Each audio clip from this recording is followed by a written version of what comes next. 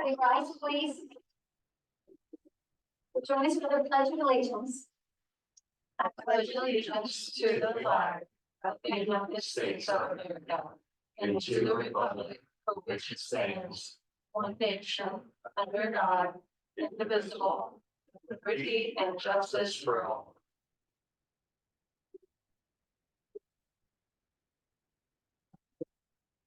Welcome to our October meeting. It's all I say is all right for many schools and many prayers for folks that are traveling south. What several of our states are dealing with now and want to come here in the next days with the devastation coming, I think, for Hurricane Milton. Let's go ahead and start with the approval of our September 10th minutes. Did all council members receive those minutes via email? Have any corrections, additions, or changes to those proposed minutes?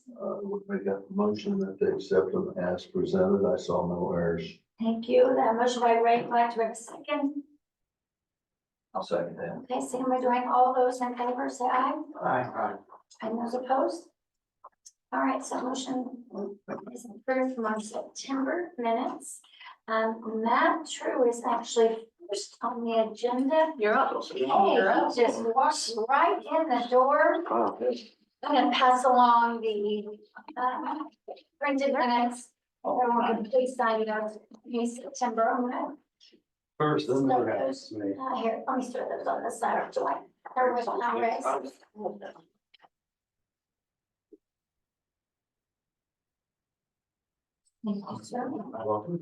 Thanks, Ray.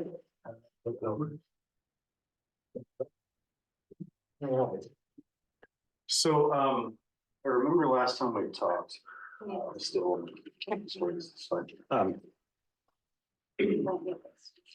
there were some unanswered questions when I comes to talk initially about this.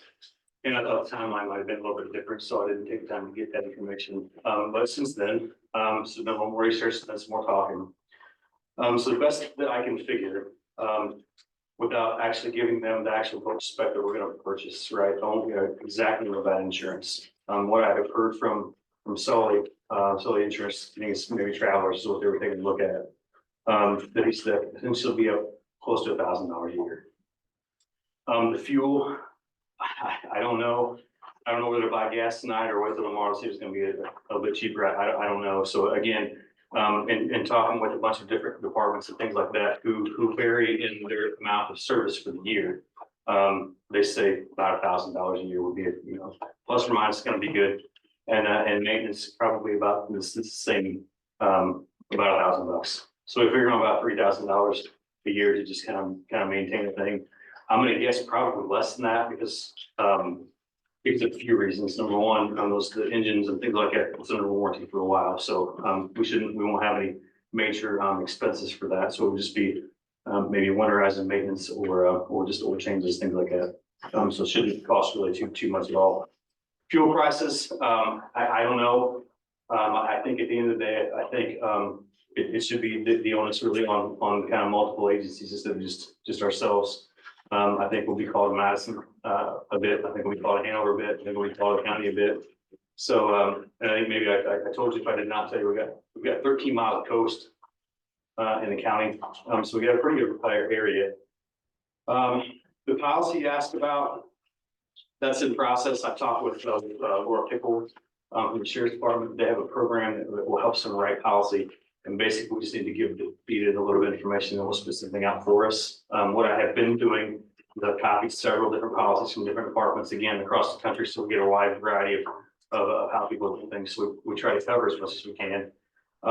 It's taking the best, bless you, the best pieces that kind of fit our needs here as we understand them to put together the best policy. So again, that's going to be this is all one big document. I think I know the city police chief's been interested. We've talked with the city fire chief, county fire chiefs. So they'll be involved in the discussion about just exactly how these things are going to shake out a little bit. So everybody's got a stake in it because it's going to be a public safety wide, right? So just off the top of my head and a little bit of conversation that we have had is that we're probably gonna handpick, you know, anywhere from 5 to 10 operators for this thing. So it won't be just anybody and your brother coming and taking it off and going down the road. We gotta have to go through some training and stuff like that. So some of that, we can do a little bit of just general navigation on the water things through the Coast Guard at no cost. And then some others will actually be putting their hands on the boat, all that business stuff. Talking to the Albany Fire Department, who has the same platform as this boat that we've taken a look at. And they've offered to help all the same with us training and all that. So they're happy to help. So we discussed, you know, who these operators will be, right? So it's going to be based on their qualifications. If anybody has some experience, obviously their motivation level and their recommendations from, you know, from their superior people in their department. We want those highly motivated people that are, you know, really going to take this, you know, to heart and see things through all that bit. One of the next questions was storage, where we're going to put this place. We've identified 4 places that we would like. Had just initial conversations a little bit with the city. They're good. I mean, we know our warehouse is good in Hanover. We think there's a couple other places that we would like to approach, but I'd rather not do that until we know, yes, we're gonna either do this or we're not. And if we are, then I'm happy to make that approach, but I hate to go and ask for something. And then lo and behold, you know, we're able to follow through and so let's just kind of bothering somebody that we do. Another question that we had talked about a little bit are potential other grants for actually boats itself. I've not found another grant process out there. I've looked hard, far, wide, and near, and I mean I searched for grant stuff that we're eligible for, you know, all year long for whatever we can put in for it. And I can't find something boat specific. There are some grants out there for us to get docks and or like dry dock equipment for the boat, so we're not stored it in the water all that business. So we could leave it potentially on the water all year long and then drop it and go. So there are those grants available out there, which would be, you know, that much less expense to us. So I think that's something I know Louisville Police Department, Louisville Fire Department both got grants for dock additions to what they already have through the Coast Guard this last time. So I know that money's out there and available and all that. So the sheet that you have, you got the other numbers, the next following few sheets. So I talked to dispatch, and I'm gonna be honest, I had no idea how many actual calls come into the office here. I didn't know. I was surprised that there were that many in 5 years. And there's some numbers that really stood out to me. I'm trying to remember doing the math right. I should have wrote it down on my paper, so I apologize. There were 20 cars in the water. We got calls for that one with the confirmed entrapment. There were 19 calls for boater assist on some level. So that might have been the boat fire. That might have been them stranded out in the middle of the river. That might have been sinking. So I don't know, because the rest of the call descriptions isn't in here. Just give us a quick snapshot. And the number that stood out to me, and I still just, it just blows my mind, 18 jumpers that were reported. And so, I mean, wow, in 5 years. I mean, I knew that we had them.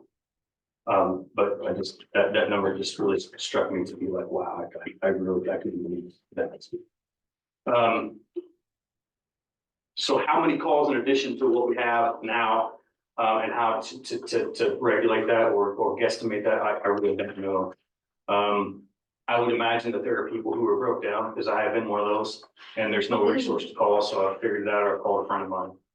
I talked to several prominent boat people around town.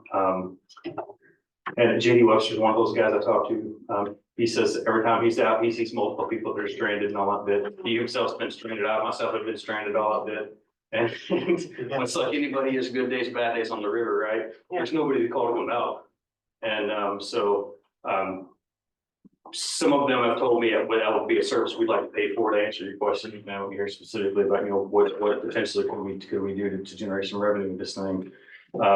You know, whether that's something that we, you know, take on or something, I don't know. That's not really a discussion or a decision for me to make and or speculate on. But I'm guessing there are a lot more calls for service that we potentially would get, and we don't get them and capture them because we don't have a resource. We might even get a phone call from, you know, 911 centers like, hey man, I'm stuck on the river. Like, well, we don't have a river, or we don't have a river asset to come and help you. Transferred it to post 5 at Campbellsburg, and maybe they call out Milton Fire Department. You know, I don't know. So I think there's a lot of uncaptured information that we just don't know. And again, I hate to guesstimate that. That's why we're talking about it a little bit. But like I said, I think there are people who would be willing to see, like, yeah, I'll pay X number of dollars for that, like a tow truck on the river, I guess, you know, for lack of better terms. So, but Have you started writing the SOP yet? well, in beginning stages, yes, I've collected a handful of them from around, something I thought was kind of similar in size to us and similar in operational periods. So, I mean, I've talked to the guys in Miami a lot about this boat platform and stuff. They run it all year long. So there's not too many days they're not on the water. So I'm confident to get information about how durable and how good this platform happens to be because they use it so much. I don't know how to guesstimate how much we'll use or what we won't use, based on the, 9-10 months of the year that we really get out on the river itself. But I've grabbed information from people close to us and, SOP wise, all that stuff. Got some stuff from Jeffersonville, from New Albany, fire departments, police departments, OPD, Oldham County, they have a boat team. And just trying to pick and choose the pieces that we know, are gonna be things that we'll be facing on the water and how we'll deal with those kind of things. I did definitively talk to you that like New Albany, Jeffersonville, both have said that they haven't ever put an ATV or something like that on a platform to take it out into the river and come in from the water to the land to deal with the fire. They've not ever done that before. So again, trying to be realistic about the platform a lot bit. Taking those pieces from their SOP, their policy, putting those things together that really fits what we think our mission is gonna be. I think anybody can talk themselves into anything. We can talk ourselves into some big, 85-foot, Coast Guard cutter. But realistically speaking, that's not gonna be our everyday mission. And so I try to be mission minded when it comes to equipment things. Very realistic with the stuff that we buy for what we're gonna do. And so I usually keep that, I always keep that in mind when we're looking for what tools that we need to do the job. This, again, I think lots of people talk themselves into things that they really aren't gonna do. And everybody has got that platform with the front end hydraulic front gate, they have justified to themselves that they're gonna haul a four-wheeler somewhere, get off on the water, and go fight a fire somewhere. Do I think it's possible? Absolutely. I can't find anyone who got one of those boats from the Coast Guard, and they're passing so many of those things out that's ever done. Out of all of them I talked to, I think there's 13 departments now, there's got boats, and nobody's ever done that before. So again, trying to be realistic about what we're gonna do and want to, and not overspend money and just buy some things that we might use one day and we may never get around to it. So using their experience and all that bit, I think it's probably the best choice for us. But yeah, grabbing policy stuff like that, putting the pieces together. The sheriff's department has a program. Chief Deputy Pickle, she told me what the name of that program was. I don't recall what the name of the program was itself. But she said that thing helps them write policy for everything. So they feed us some information on it. And then that puts the things out that they look for. So that said, that's kind of a presentation on that. I was again surprised just how many calls there were that we had recorded where we've had to do some kind of intervention with those things on the water. I know I've talked to some people also about if we saw a police car pass, we had a flat tire, run out of gas, whatever it might be, all that business, we hope that those police officers would stop and help us.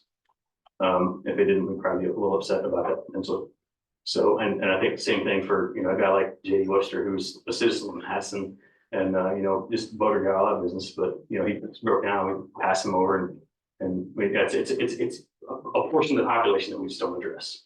And, so I think that again, this little service out there and all of it.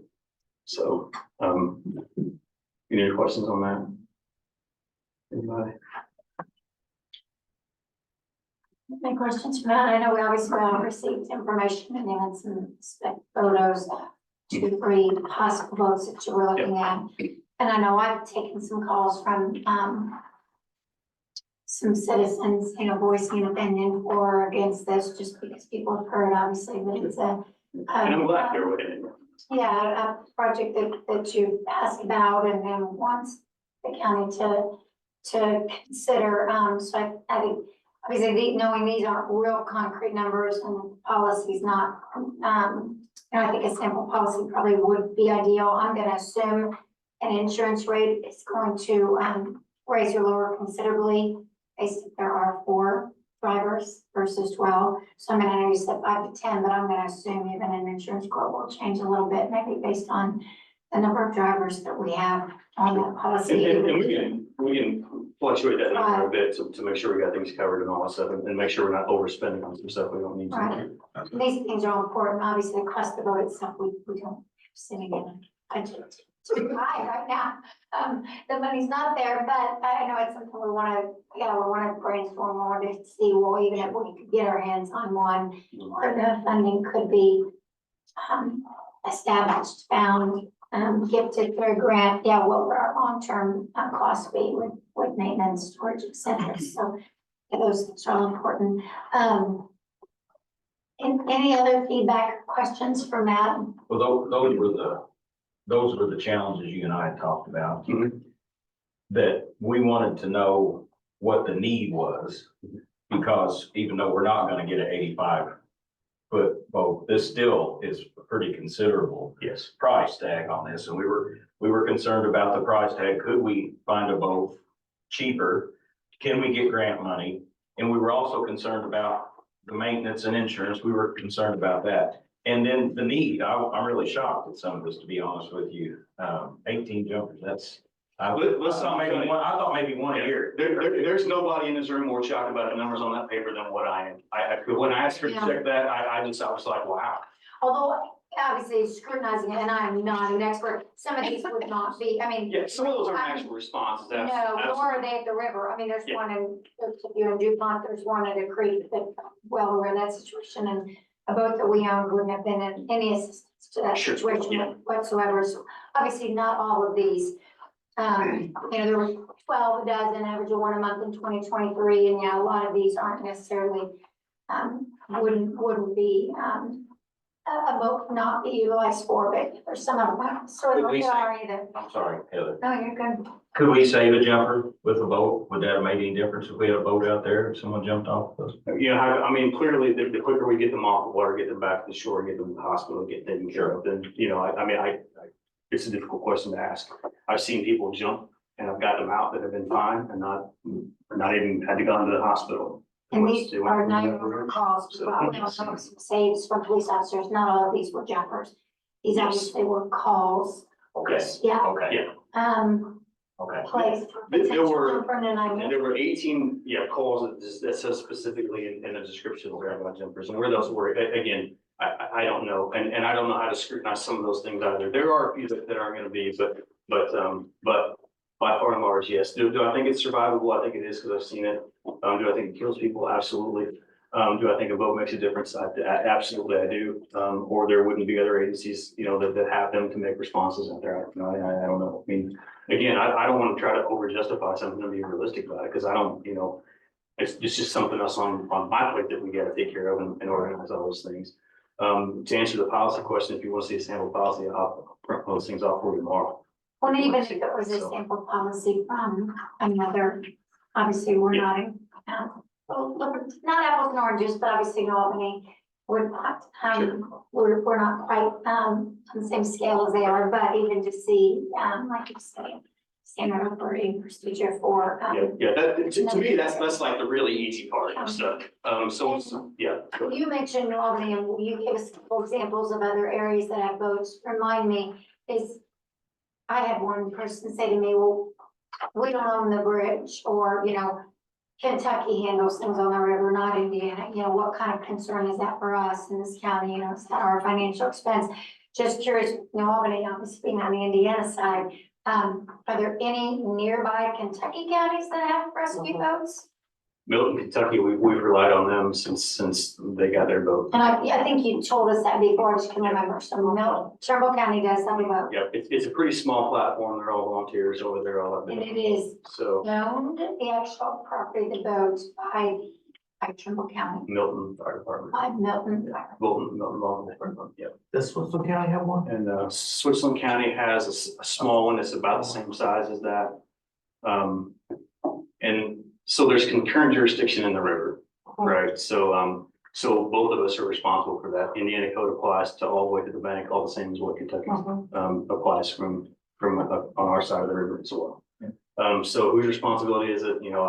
Both of our responsibility. Right. Still our citizens dying in the water. And that's what I was, the biggest thing is that our boat ramp is passable, where theirs has got, rebar sticking about it and all that business. And you drive by our boat ramp on any Sunday and tell me how many are versus there are in Kentucky. Right. And I think that's pretty easy, pretty easy decision to arrive at, because not even enough spaces on the ramp down there for people to park and put their boat in and go. They gotta take it back up, park on the street. So we have a large boating population. We have a lot of groups that do fishing tournaments on weeknights and stuff like that. We have a lot of people that spend a lot more time on the water than we know. So that's why when you're on the water, you can be checked by either Indiana Yes. or Kentucky Conservation Officer. Yeah, so if you're able, you can get a ticket in Kentucky and Indiana, Exactly. but those different people. And then so I'll throw this to the caveat as well, also to answer the importance in my mind and why I think we're responsible for a lot of more of these things and what we've got involved with the past. Is we just signed contracts with 2 different tour boats that come through here with 350 plus passengers apiece. How many times they're gonna stop? I don't know. How many times something happens on those things? I don't know. But the potential is we have 13 miles of coast and we signed a contract to have these people come and visit us. I want to say it was 17 times a year, if I remember the number right. I don't know why I'm thinking that, and that may be wrong, so please don't quote me on that. But I can find out, but I think that the tourism that brings to the city, we're the largest port between Louisville and Cincinnati. We host the second largest event on the entire river throughout Indiana's border. That's the regatta next to Thunder over Louisville. And so it's probably 45 minutes, maybe probably close to an hour on the water from someone from Clark County to get here, if we called for their boat. Probably 20 minutes from Trimble County to get down here over to us. And then probably it would be smarter for them to drive here and put the boat maybe to get here. So we're talking, half hour, 45 minutes to get down on the water. And both of those boats that are closest to us are about 21 feet. And that's from tip to the back of the engine. So let's say effectively 20 foot on those boats, 18 foot on those boats to put people in. And we have 350 people need to get off the boat. That's worst case scenario, and I certainly don't want to think that way. Do I think the boats have some things on top of those that can take care of the passengers? I think they have some adjuncts to do that with. I don't know what they are. I think. What is their rescue? That I don't know. I've actually tried to reach out and ask, and I left a message for Andrew to try to contact somebody, and Commissioner Bramer's got a contact with it. Where you get the biggest pontoon you can get, you're not gonna make a dent for it. Yeah, absolutely. That's just, and we can get, 25, 26 foot boats or one, and it's still not gonna be enough to rescue 350 people. We can get back and forth faster and we grab more people, but at the end of the day, I don't wanna just pitch the worst case scenario because it's not realistic. Well, It's not hard every day. What's your expectation on capacity on the boat you're proposing? I think if we put 2-3 people as operators on there at a 26 boat, depending on injuries, if we get somebody on backboards to get them out, all that stuff, we could probably haul 3, maybe 4 people on backboards. Again, worst case scenario, if we have to do that, I don't know that's something that I have seen out there. Clearly, we would put somebody on a backboard and in some immobilization if they jumped off the bridge and are injured, all that, but just to keep them safe. And the hospital would do the same thing if they were out there making an accident, same thing like in a car crash. I think we could fit a total of probably 7 or 8 people comfortably on something like that to move them if we needed to do that. Remind me of the cost of that boat. I think it was 279, something off the top of my head. Have you looked at river rescue boats? I'm gonna let our last name of the company. They're in Pennsylvania. They have a pretty impressive operation. Has room enough for 2. Conservation officer. Yeah, it's very similar to that. It has room enough on the back for 2 to 3 people to be boarded. And then they've got photos on here of them doing rescues with 10 people on the boat coming on. That's similar with these. By comparison, this thing with pull my price sheet back over here. Base price, the boat plus the Rodex 300 horsepower motor is 45,000. 45, and that's with one engine, is that right? One engine, but it's a tunnel hole, speeds 45 plus miles per hour.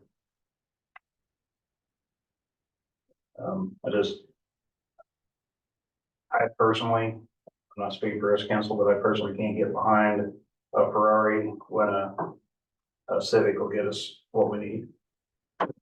If that makes sense, from a dollars and cents perspective.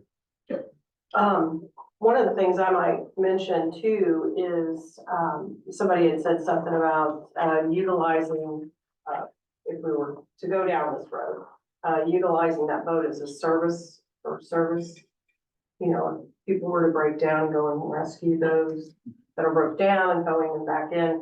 And I would advise against that because it's a potential, liability. I don't even know if we're even allowed to use county resources to do something like that. I have no idea. He just asked the question. Yeah, I just, Yeah. I would, Sure.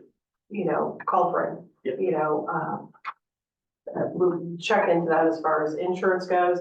And I would also ask, if we would reach out to, Conservation Officer, Thomas, and maybe ask him for, to come in and talk to us about how often when he's down there river rescue and, cause I know that they do come, and patrol. I mean, I know they have other waters in District 9, but, you know, ask for their advice. I know that they're down here for every event that comes down. They have a unit that is assigned to the Ohio River and in this area, and then the waterways, the tributaries that feed into, the Ohio, but, just find out, you know, maybe, Josh would like to come in and talk to, us and what his thoughts are and might share, you know, his thoughts on that. Absolutely. So the city, the mayor has said that they want to use, or they want to put $100,000 toward this thing as well. So, I know it's difficult, apples, oranges, things like that. But, I know that from experience from Andy Crozier, which we all know well, 2 engines were very important to maneuvering out there depending on the current and the situation. So sometimes you gotta pull some stuff out of the way, pull people out of the way, all that. That's just, he made a comment to me that on a couple of different occasions that having 2 engines to be able to maneuver the thing however you needed to get it done, to get something straight out of the water was certainly something that was important. And I can I find want to several rescue them. boat rescues and things like that that he said that was the difference between Mhm. making it and not. So, One more thing I might ask is Yeah. insurance, that amount on insurance, I just paid my insurance. And, my insurance is more than that, and I have no boats. So I'm thinking that that's way low. So you might want to try to run that through before Yeah. a more accurate number. When I talked to, I can't remember his name off the top of my head, our insurance guy, Bristol, yeah, he said it should be around $1,000. And he said potentially even lower because. Boat we- insurance is not expensive. No, So- boat insurance, and you normally have to have 2 policies, one on the engine, one on the. Mhm. Yep.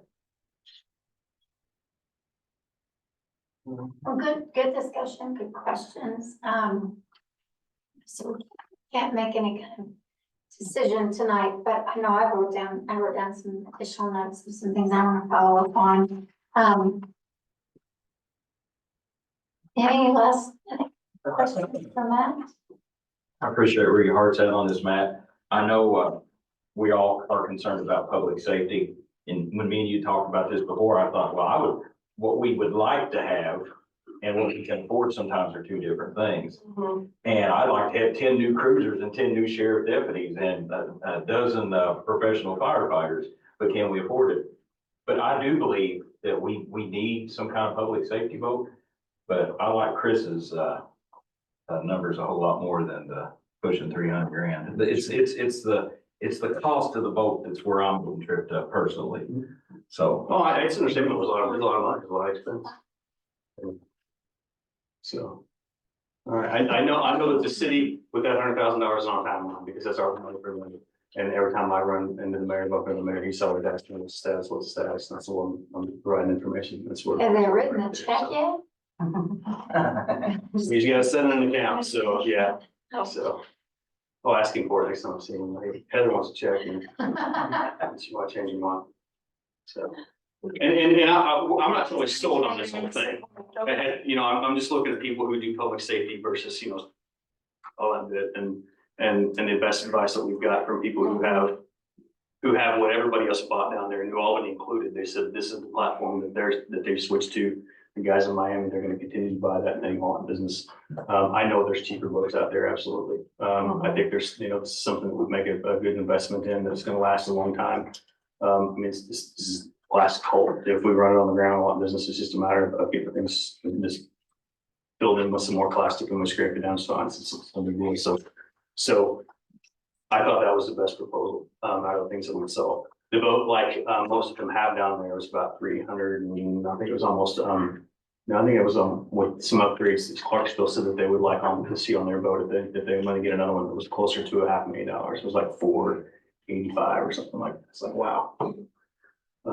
So I think Switzerland County's putting in for something similar to that and where that's shipping out. I actually had sent me their estimate and he's not gonna make anything yet on the whole thing, so. Okay. Yeah, if you take a look at these guys, they have a reinforced bottoms that talks about shallow water, rock. Yeah. And then they're reasonable upgrades.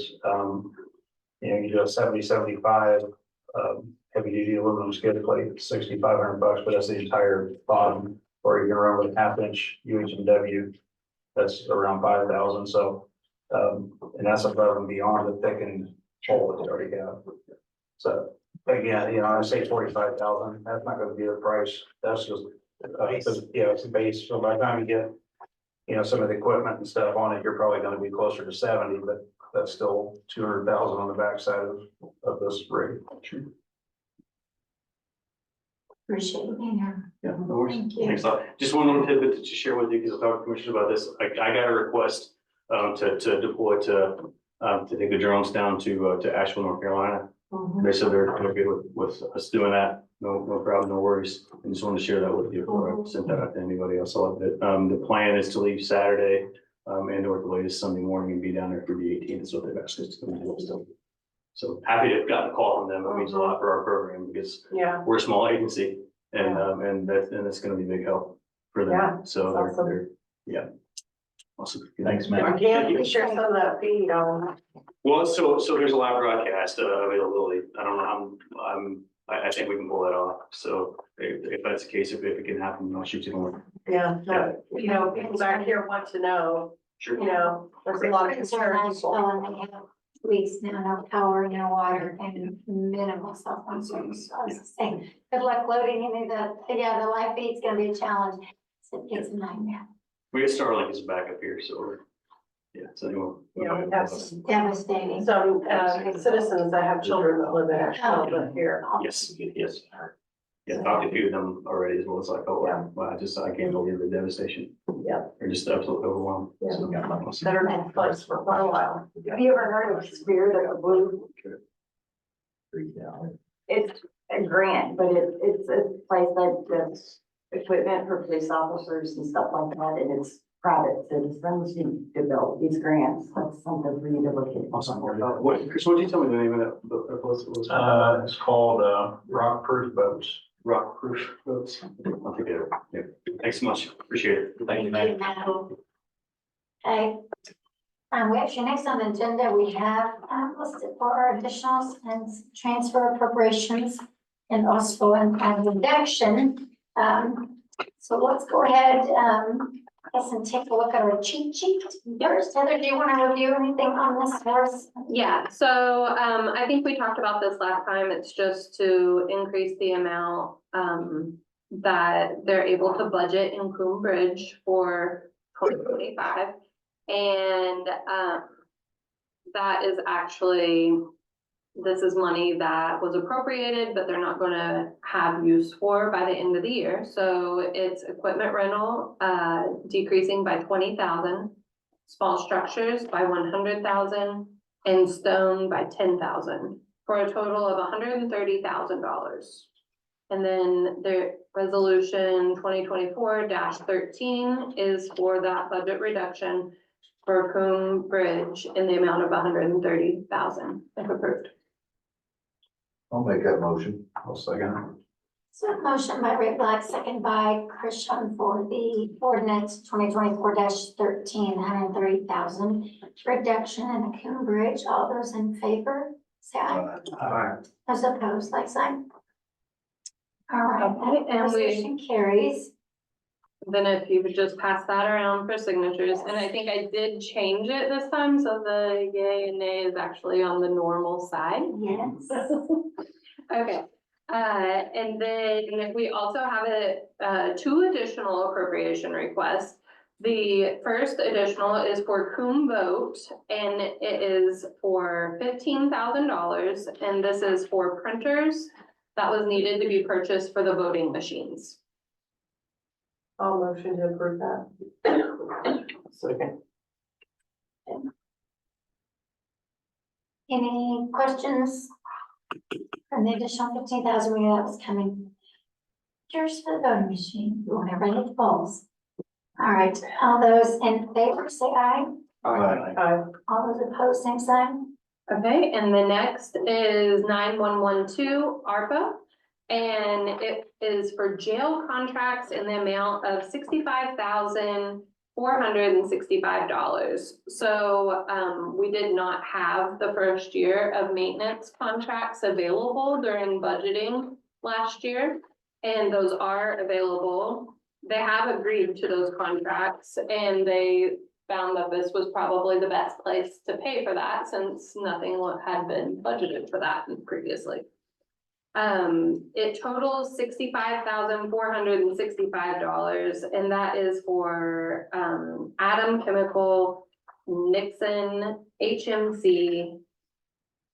And that covers water treatment, the generator, the plumbing, and all other plumbing.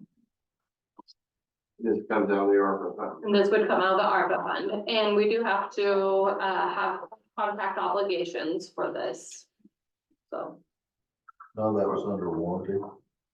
it's still a maintenance agreement. It's above and beyond warranty. I'll make the motion to pay it on the 9112 ARPA fund for the jail contract. I'll second. Motion by Gary and second by Dwayne. Any questions, concerns? All those in favor? Aye. Aye. Those opposed, like sign. So those two actually total for that resolution, which is 2024-014, would be the $80,000 and $80,465. Yes. I said that right. Yes, both each individually were just voted on and approved. But we technically need a motion, a second, and an approval for the resolution 14, so we can pass this around and sign it. Motion to approve 2024-014 for $80,465. I'll second. Thank you, Chris and Pam, second. All those in favor, say aye. Aye. Opposed? Okay, I think this one does have, we may have been short a couple lines on that one for signatures, but we will pass this one around as well. That's 14. And technically on our agenda, it's listed as the budget public hearing. Council now knows, because just of a small snafu and not having a Coombe voting Advertised. rate advertised, that we actually have to push back that hearing. And it appears that that hearing date, which will be advertised and meet requirements, should be October 21st. That obviously will be advertised publicly as required, and that would be at 5 o'clock and we'll be here. And then the budget adoption, we will get a date set and make that public as well Yes. to the community. I have already sent an email to Anna Cooley with DLGF, and I'll be working with her tomorrow to make sure that all that gets worked out tomorrow. Thank you, Heather. Not a problem. All right, do we have any public comment? I don't have one. We're gonna, I thought we were doing budgeting tonight, so I was here. you thought we were gonna, and I know department heads will, I'm sure, hear a word of any. Right. So there have been other departments reach out about the budgets. I think the main thing that people have been asking is that there is a proposed 4% pay increase. And that was the main thing that people were contacting about. But So we normally just read the fund, the total fund that is approved, Yeah. so. You want? Somebody just told me this morning, they're talking about budget tonight, you better go. Not juicy, no juicy No details juicy tonight, information. but, yeah, on the 21st, we'll do the hearings, which is the totals, and then following that adoption meeting, when that's set, obviously, we'll make sure that department heads have that approved. Approved budget, I know folks aren't just here about any salary increases. Yes, everyone was, that's the only thing I've been contacted about, really. Everything else is just like. They're gonna make anything else work, I think. They, Get those bills paid at home. they just need to retain staff, I think. The cost of living, I know. Yes. Tough. Any additional comments from the public? For the fall, this is a pretty short meeting for us. I know. Yeah. All right, well, entertain a motion to adjourn. So moved. Ray Black. 5:43, we have a second, I'll second it. and by Pam, okay, meeting adjourned. Thanks for coming. Yeah. Yeah. Thank you.